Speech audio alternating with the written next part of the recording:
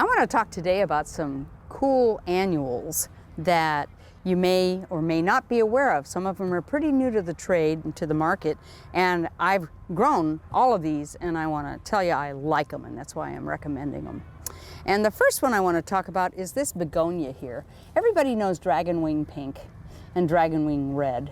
This is one called baby wing white, and it's got kind of a bronzy leaf, and it's got the habit of a small dragon wing, blooms prolifically all summer into fall. It gets maybe 18 inches tall as opposed to 24 to 30 inches like a dragon wing when it's happy. But the main thing I wanted to tell you about this plant, aside from its wonderful garden performance all summer, is that for me, now granted it was in a sheltered spot on the south side of my house in part shade, which seemed to suit it just fine, it came back. 2 years in a row, it overwintered and resprouted. I had no expectation of this, so you could have knocked me over the first time I saw it, and then the next year it did it again. So, just saying, you might have some luck with this. But even if it doesn't come back for you, it's a wonderful performer, a great sort of filler plant in a container, for example. And speaking of great container plants, this is one that's become available somewhat lately. This is a Lysimachia. Loosestrife is the common name of that group of plants. This is one called Midnight Sun. Dark foliage is very striking, and you can tell right away it's a spiller. It wants to go over the side of the pot and really make a lovely cascade of this dark foliage. And depending on the color of your pot, this can be really quite striking. Furthermore, it has little rounded golden yellow flowers in summer, not covering itself, but intermittently scattered throughout the foliage, which is really beautiful. Plus, it's mostly hardy, so it may well come back for you also. We treat it like an annual, like we do so many things, but it's actually a perennial. And another one that does that is, this is one of the black and blue salvias. This one's called Black and Bloom. You can see, as opposed to black and blue, the leaves are a little bigger, a little shinier, the nodes are a little shorter. This one gets, same as black and blue, it'll get 3 feet tall. It's just got a slightly different presentation to the plant. Beautiful cobalt blue blooms in the summer. Hummingbird magnet.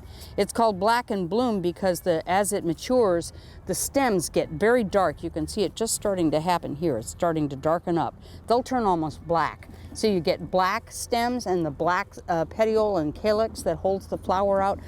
And then this beautiful, brilliant blue flower coming out. Blooms, loves hot weather, likes to bloom intermittently all summer for me. And this is another one that comes back.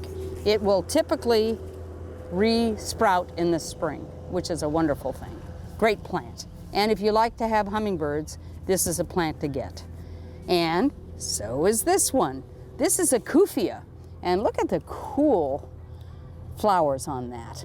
Long, tubular, with the pistil and the stamens just sticking out beyond the corolla, that end of the flower. When a flower is red or orange and tubular, that says hummingbird. And you're right, this is a hummingbird plant. This is a wonderful biggish plant for a container. I use it as the thriller, sort of the tallest plant in a container.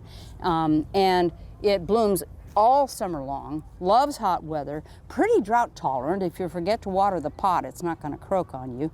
And yet again, another hummingbird magnet. Wonderful plant. This coleus isn't new, but it's so much my favorite that I wanted to talk about it. It's called redhead. This is a spectacular bedding plant.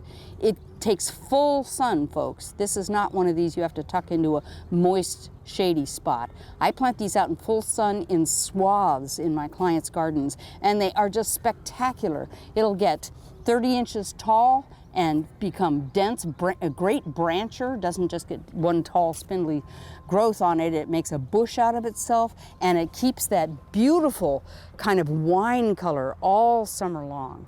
It's just a great plant. Impatiens. You know, about 8-9 years ago, we got hit with impatiens downy mildew. And if you've grown just traditional impatiens before that, and then all of a sudden, nobody could keep it alive. It would be fine, and then 3 weeks later, it'd be dead to the ground. that disease is still around, and it is totally fatal to our traditional garden impatiens, not New Guinea impatiens, not sun patients and those sorts, those interspecific hybrids. They don't get it, but this kind does. The super elfins and the dazzlers and all those that we used to grow so readily. Well, guess what? The breeders have been at work, and there are now 2 strains that I know of, and there may be, I'm sure there are more coming to market, that don't get the disease. And I have grown both of these and know that it is true. This one is called Imara. This is Imara purple, but it comes in the usual sorts of impatiens colors, reds, pinks, whites, lilac, that sort of thing. The other strain that also offers all of those sorts of colors, an orange and even a starburst kind, I think Imara has a starburst, but the other strain is called Beacon, like a light, a beacon light.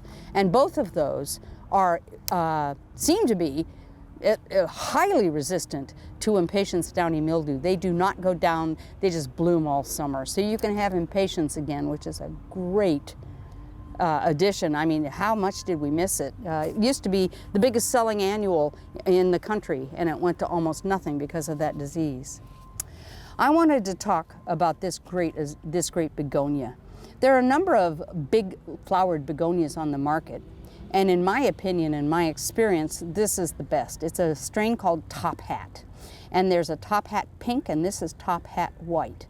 The flowers are huge. It blooms non-stop. The plant has a very nice habit, kind of bushy, gets about 14 to 16 inches tall for me, does great in pots, does fine in the ground. A really terrific plant, and the flowers don't get the brown edges that some begonias tend to get. Lastly, another wonderful annual for pots, and this is Plectranthus, which is, it has an aromatic, it's a member of the mint family, and it's has that sort of aromatic foliage that mints often do. So check these out at your local garden center. They're all great plants. For inspiring garden tours, growing tips, and garden projects, visit our website at volunteergardener.org or on YouTube at the Volunteer Gardener channel, and like us on Facebook.